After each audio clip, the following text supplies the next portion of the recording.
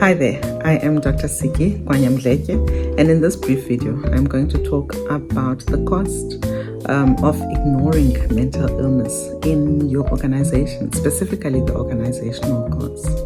The truth is, it's not just about well-being, right? It's about real consequences. It's about financial loss. It's about the fractured teams that you experience, and most importantly, it's about human suffering.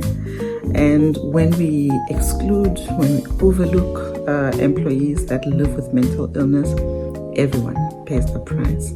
So what can the cost be?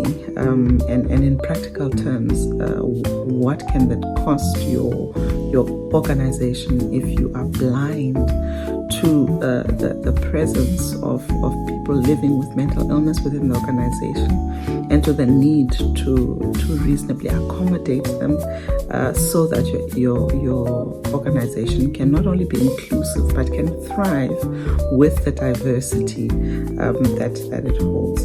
I think one of the biggest costs, which very often are not quantified, is presentism, right, or presenteeism, however you pronounce it.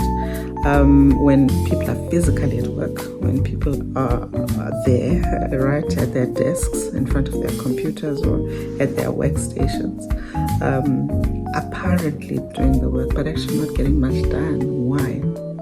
Because mentally and emotionally, they are unable to perform, right? They haven't left their problems at the gate. Their mental illness in all its might is sitting with them right in the workplace, prohibiting them from engaging meaningfully and from engaging productively within the workplace. And so the performance review, for instance, of someone who struggles in this way could be that, you know, they are producing substandard work, that the quality of their work is slipping or is dwindling, and this could, so an example could be, for instance, a team leader, right, who has depression, who drags himself to work, herself to work each day, who doesn't meet the deadlines that are set, and who may have cognitive fog, maybe as a result of the depression, and is exhausted, is tired, is struggling really to keep up with the work itself, but with the supervisory role as well.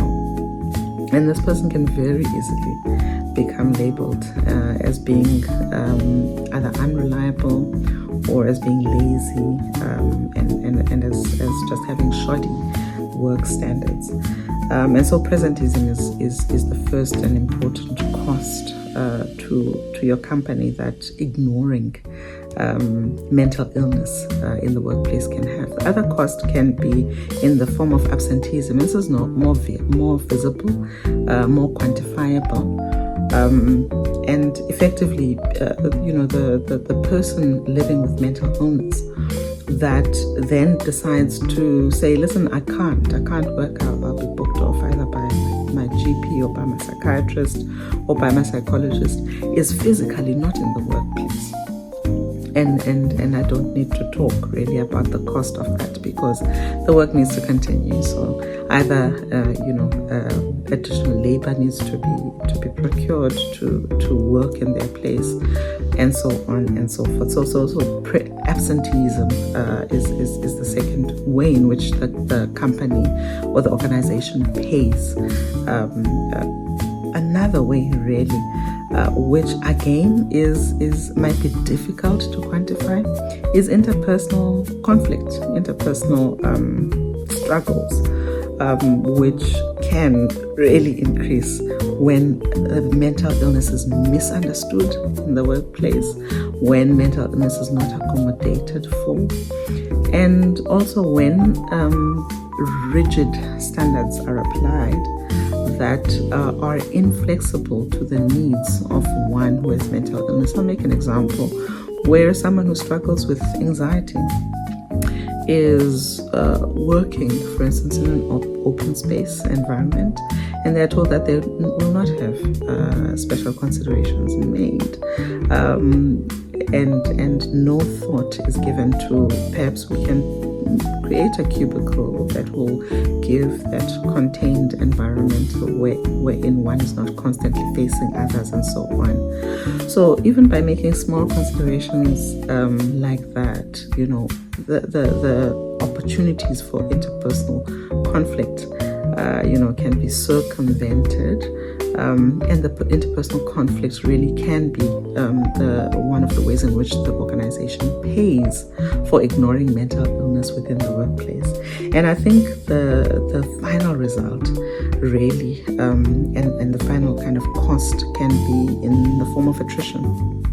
Right, because in a workplace that is not inclusive, ultimately, people living with mental illness may very well opt out, right? May resign, and therefore that skilled employee, that skilled person or that talent is ultimately lost, and the cost to the company then can become that of attrition.